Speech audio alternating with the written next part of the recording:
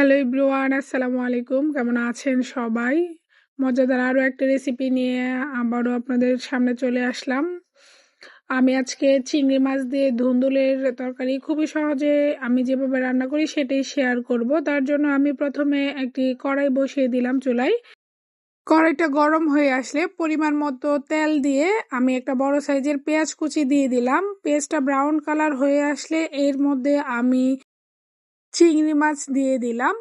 চিংড়ি মাছটা দিয়ে আমি কিছুক্ষণ নাড়াচাড়া করব। আমি আজকে যেহেতু চিংড়ি ধুন্দুল রান্না করব, এই জন্য আমি চিংড়ি মাছটা আগেই প্রথমে পেঁয়াজ তেলে ভেজে নিচ্ছি।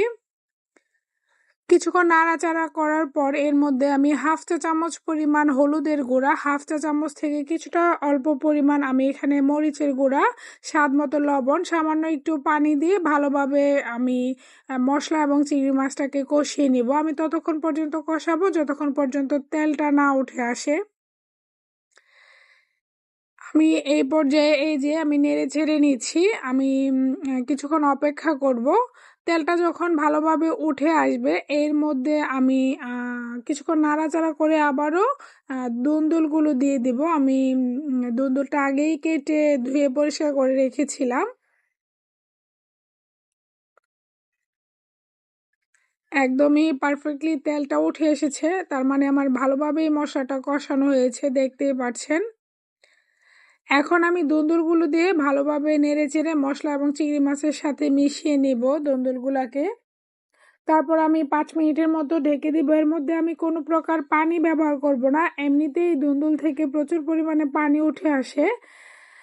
ঢাকনা দিয়ে ঢেকে আমি 5 মিনিট রেখে এটা রান্না হতে থাকুক। তার মধ্যে বলে নিচ্ছি, প্লিজ ভিডিওটা ভালো লাগলে একটা লাইক দিয়ে দিবেন, চ্যানেলটাকে সাবস্ক্রাইব করে দিবেন। আপনাদের একটা লাইক আমার ভিডিওগুলোকে আরও অনেকের কাছে পৌঁছে দেবে, আমার কাজের উৎসাহ বাড়াবে। ইউটিউবের এই সেক্টরে আপনাদের সাহায্য ছাড়া কোনোভাবেই সামনের দিকে এগিয়ে যাওয়া সম্ভব না। তো আপনাদের কাছে একটা লাইক চেয়ে নিচ্ছি। আমি 5 মিনিট পর ঢাকনাটা উঠিয়ে নিলাম। আমি মিডিয়াম টু হাই হিটে এই পর্যায়ে রান্না করে নিচ্ছি, দেখতেই পাচ্ছেন।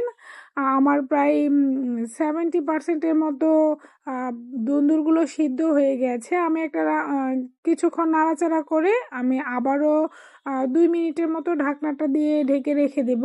আরও দেখা যাবে পানি উঠে আসবে। পারফেক্টলি সিদ্ধ হওয়া পর্যন্ত ঢাকনা দিয়ে ঢেকে রেখে দিলে দেখা যায় বেশ অনেক পানি উঠে আসে।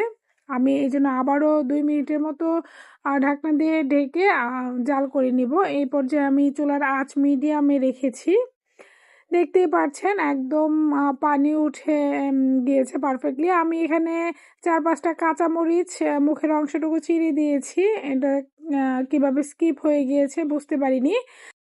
আমি এখন কিছু ধনিয়া পাতাও কেটে দিচ্ছি, সুন্দর একটা ফ্লেভার ছড়াবে, তাহলে দেখা যাবে তরকারিতে। আমি ধনিয়া পাতাটা কেটে দিয়ে এখন ভালোভাবে নেড়ে চেড়ে দিব।